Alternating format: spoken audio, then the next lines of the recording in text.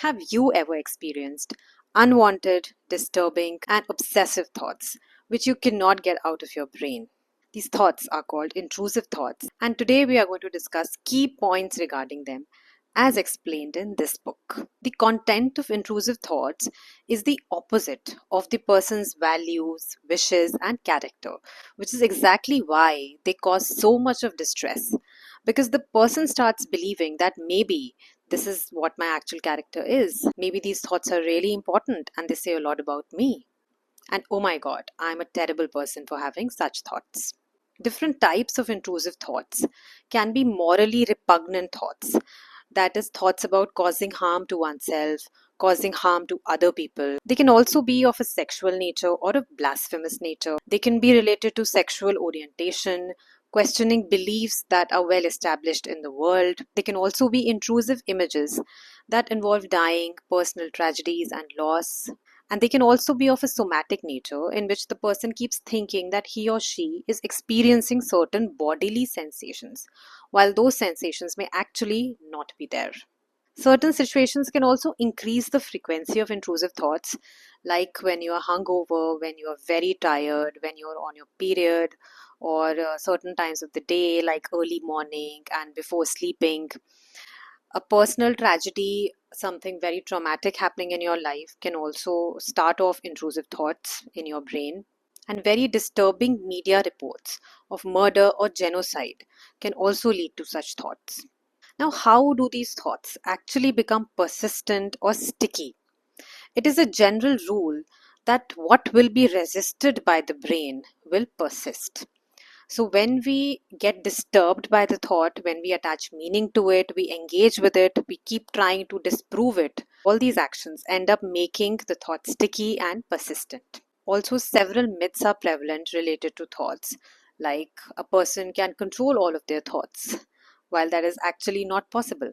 Also, something like that it is your thoughts which are defining your character, which is again a myth because it's actually our choices which define our character. The reality is that thoughts are not facts and they cannot hurt anyone. And thoughts do not change probabilities in the actual world. This wonderful book talks about three voices in the human mind. One voice is the worried voice, the second one is false comfort, and the third voice is that of the wise mind. The worried voice is the voice that starts off the narrative of what if the moment you get a horrible intrusive thought. A significant number of people who have intrusive thoughts also suffer from obsessive compulsive disorder, and the worried voice is the one which encourages these obsessions. The false comfort voice engages in a dialogue with the worried voice. Its purpose is to try and relieve the distress, but what it actually ends up doing is feeding the compulsions in a person with obsessive compulsive disorder. And while it tries to convince worried voice that this intrusive thought is not true, and when it tries to disprove it or gather evidence against it, it actually leads to the thought getting sticky. The third voice, that is of the wise mind, is actually the calm, compassionate, and mindfully aware voice in our brain, which recognizes that this is merely a thought and again, it does not have any significance. Let's understand the neurology behind an intrusive thought. So, we have two areas in the brain. One is the amygdala and one is the prefrontal cortex. The amygdala is part of the emotional brain, while the prefrontal cortex is the rational brain, which tries to make sense of and interpret all extreme emotions, including that of fear. So when we have an intrusive thought, it acts like a trigger and leads to a whoosh of distress and fear, activating the amygdala. This fear is known as first fear, and it is rapid and automatic and quickly reaches the amygdala through another area known as the thalamus. This signal also reaches the prefrontal cortex, although at a slightly slower rate compared to the first one that went to the amygdala. Once the prefrontal cortex has interpreted this stimulus to be non-threatening, it sends this information to the amygdala and leads to the fading away of the first fear. But in case of an intrusive thought, the prefrontal cortex itself starts thinking that this thought, this stimulus, is actually threatening. And this leads to creation of something called the second fear.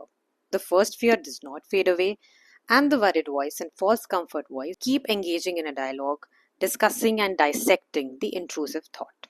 It is only when the wise mind voice can take over that the first fear can fade away. The same wise mind voice, which shall convince the other voices that this is merely a thought, does not have significance, and the mind should not attach any meaning to it.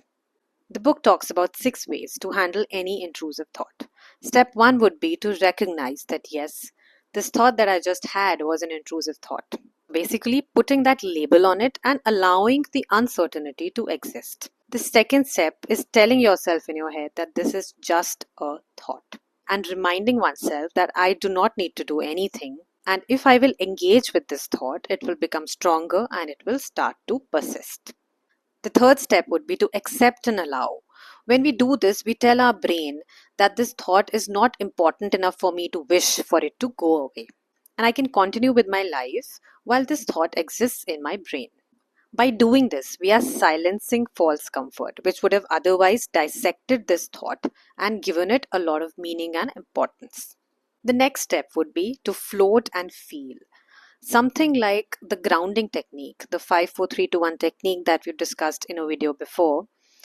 This technique will help the person having the thought come back into the present from an imagined future where this intrusive thought has taken that person. By float, we mean adopting an uninvolved, passive attitude towards the thought. The next step would be to let time pass and proceed with whatever work we were doing prior to having that intrusive thought. Dealing with intrusive thoughts is not a piece of cake. It is definitely very difficult. And anyone who is watching this video would know that. Just remember that there are resources available like this book, and you can always go and give it a read. This was my attempt at summarizing the book. Go check it out on Amazon. And if you like this video, please give it a like, share, and subscribe. And go check out my other videos in my mental health series. Thank you.